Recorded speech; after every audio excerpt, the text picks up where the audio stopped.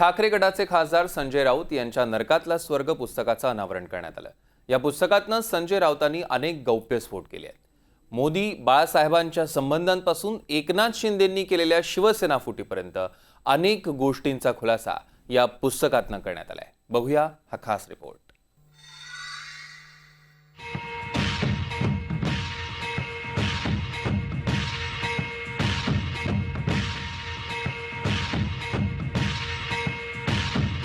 नरकातला स्वर्ग ही कहाणी आहे संजय राऊतांची, बाळासाहेबांच्या शिवसैनिकाची, उद्धव ठाकरेंच्या मित्राची, ईडीच्या कारवाईची, 100 दिवसांच्या जेलवारीची, मोदी बाळासाहेबांच्या भेटीची, अमित शहांमुळे तुटलेल्या युतीची, शिंदेंनी घडवलेल्या शिवसेनेच्या फुटीची, असे एक ना अनेक पैलू संजय राऊतांनी आपल्या पुस्तकातून उलगडले। यातला एक पैलू म्हणजे बाळासाहेब आणि नरेंद्र मोदींच्या भेटीचा। गुजरात दंगल प्रकरण असो किंवा मोदींची पंतप्रधान पदासाठी चर्चा, बाळासाहेब ठाकरे नेहमीच मोदींच्या पाठीशी उभे राहिले। याची जाणीव खुद्द मोदींनाही होती। मात्र अमित शहांची दिल्लीच्या राजकारणात एंट्री झाल्यानंतर सर्व परिस्थिती बदलली आणि भाजप शिवसेनेत वितुष्ट आलं, असा आरोप संजय राऊतांनी आपल्या पुस्तकातून केलाय। या आरोपाचा दाखला देताना राऊतांनी मोदी आणि बाळासाहेबांच्या भेटीचा किस्सा सांगितलाय।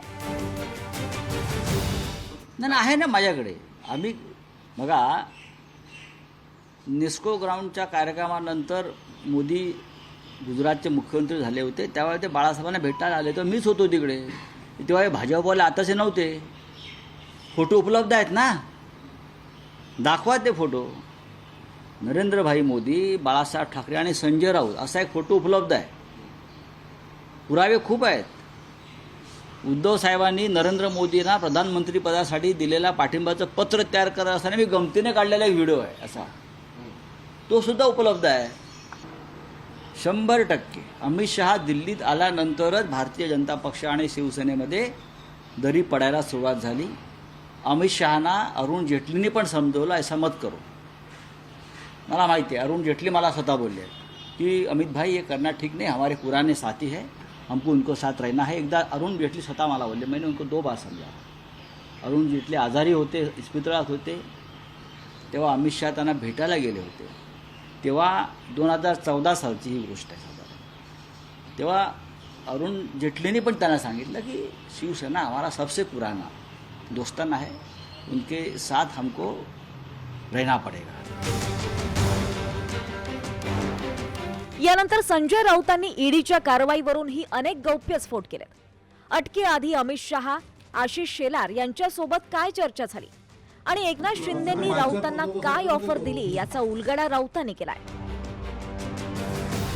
तर मी अमित शहांना फोन केला रात्री 11 वाजता। गृहमंत्री आहेत, माझ्याजवळ अनेक लोक बसले होते। म्हणून नका त्यांना फोन, म्हणून का नाही फोन करायचा। मी त्यांना सांगतो हे चुकीचं करताय तुम्ही, तुमची जी यंत्रणा आहे ती चुकीची आहे। मी त्यांना सांगितलं, त्यांनी फोन केला तेव्हा ते आधी ते नव्हते, मीटिंगमध्ये होते, पण त्यांनी 4थ्या मिनिटाला त्यांचा मला रिटर्न कॉल आला आणि हाँ बोलो संजय भाई,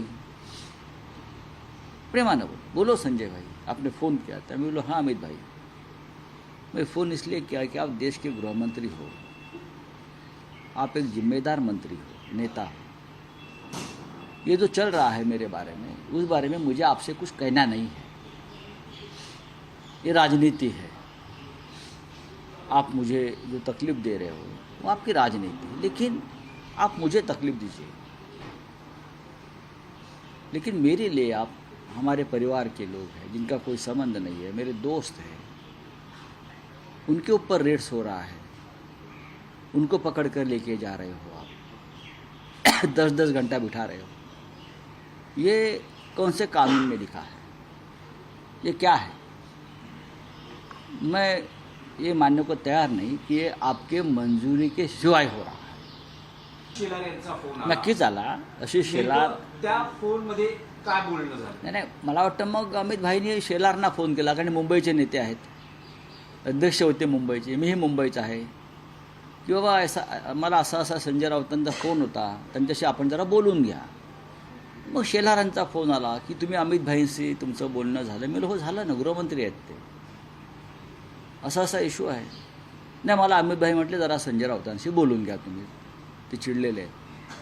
मी म्हणलो हे असं याच्या संदर्भात माझं बोलणं झालेलं आहे आणि मी या मताचा आहे की मला त्रास द्या, मी समर्थ आहे, मला फासावर लटकावा, मला फासावर लटका बोलू द्या, मला फासावर लटकावा, पण तुम्ही कारण नसताना इतरांना त्रास देऊन तुमचा कंडू शमवू नका, मी तुमच्याशी लढायला समर्थ आहे.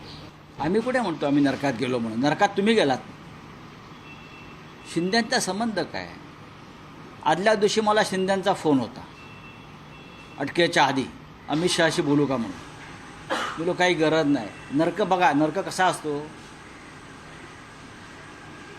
बोलू का मी वर, एस टी शिंदे वर बोलू का. मी वर बोलला तरी तुमच्या पक्षात मी येणार नाही म्हटलं. बरं का, काही गरज नाही, मला उद्या अटक होते आणि मी तुरुंगात जातो, मी पळून जाणार नाही म्हटलं, वर बोलण्याची गरज नाही, मी बोलू शकतो एकटावर, मी समर्थ आहे.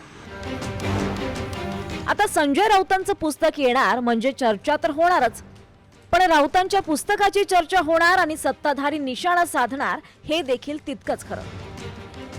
मग काय, पुस्तकावरून सत्ताधारी नेते राऊतांवर तुटून पडलेत. आहे मी कादंबऱ्या वाचणं कधीच सोडलेलं आहे. कथा कादंबऱ्या आणि बालवाङ्मय वाचायचं माझं वय राहिलेलं नाही, त्याच्यामुळे असल्या गोष्टी मी वाचत नाही. त्यांनी काल मुंबईच्या पत्रकार परिषदेमध्ये मी असं सांगितलं की हे पुस्तक सत्य घटनेवर आधारित आहे की काल्पनिक आहे, हे आधी पहिलं वाचावं लागेल. पण तुम्हाला माहिती आहे की चित्रपट बनवताना दोन विषय असतात, एक काल्पनिक असतो आणि एक सत्य घटनेवर आधारित असतो. आता ह्याच्यातलं बहुतेक सगळं काल्पनिकच दिसतंय, त्याच्यामुळे ते मी वाचतो. आणि या पुस्तकाचं काय, पुस्तकाचं नाव काय, नरकातला स्वर्ग. मी पुस्तक वाचल्यानंतर मला जर असं वाटलं पुस्तक लिहावं तर मी स्वर्गातलं नरक हे पुस्तक लिहिणार आहे. कारण काल्पनिक आणि सत्य घटनेवर आधारित असे दोन प्रकार असतात आणि मराठी भाषेचा मंत्री असल्यामुळे हल्ली मला ते कळायला लागले. त्याच्यामुळं कोण काय म्हणतं याच्यावर सत्य घटना काय आहेत त्या मला देखील माहिती आहे, एकनाथ शिंदे साहेबांना देखील माहिती आहे. कायमस्वरूपी देशाचे पंतप्रधान नरेंद्र मोदी साहेबांवर टीका करणं, अमित शहांवर टीका करणं म्हणजे आपण प्रसिद्ध होतं असं काही लोकांना वाटतं, म्हणून कदाचित ह्या सगळ्या गोष्टी असतील. परंतु पुस्तक लिहिल्यानंतर देखील ब्रेकिंग होते, काल मला कळलं. मुळात या पुस्तकाचं नाव चुकलेलं आहे. या पुस्तकाचं नाव घेत असताना नरकातला किडा मी संजय राऊत अशा पद्धतीने त्यानं पुस्तकाचं नाव घ्यायला पाहिजे होतं. महाराष्ट्राच्या राजकारणाला नरक बनवण्यासाठी सातत्यानं धडपड करणारा हा एक नरकातला किडा असल्यासारखा माणूस आहे. राऊतांच्या पुस्तकावरून सुरू झालेला हा वाद तर फक्त ट्रेलर आहे. पुस्तकाच्या अनावरणाआधीच वादाचं वावटळ उठलं. आता या पुस्तकाचं अनावरणही झालंय, त्यामुळे पुस्तकातून अजून कोणकोणती प्रकरणं बाहेर पडतील याचा काही नेम नाही. म्हणूनच खरा पिक्चर तो अभी बाकी है मेरे दोस्त. Bureau report, NDTV Marathi.